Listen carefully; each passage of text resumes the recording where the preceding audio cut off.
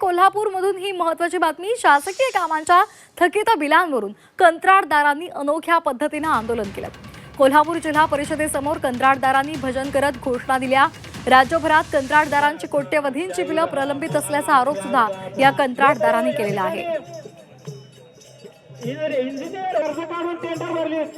आम्ही ठिय्या आंदोलन शांततेत करत आहे। आम्ही कुठल्याही प्रकारचा विद्रोह दाखवत नाही, पण शासनाला कुठेतरी कळावं की हे आंदोलन चालू आहे, त्यांचं कान उघडणी व्हावी म्हणून आम्ही हे आंदोलन करत आहे।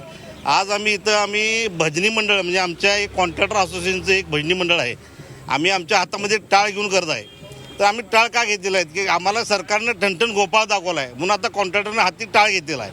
हे टाळ घेऊन आम्ही आज त्यांचं कान उघडणी करणार आहे की जेणेकरून कॉन्ट्रॅक्टरने आता हातात टाळ घ्यायची पाळी आलेली आहे, हे सरकारला कळावं आणि निदान सरकारने याच्यावरती मार काढावा।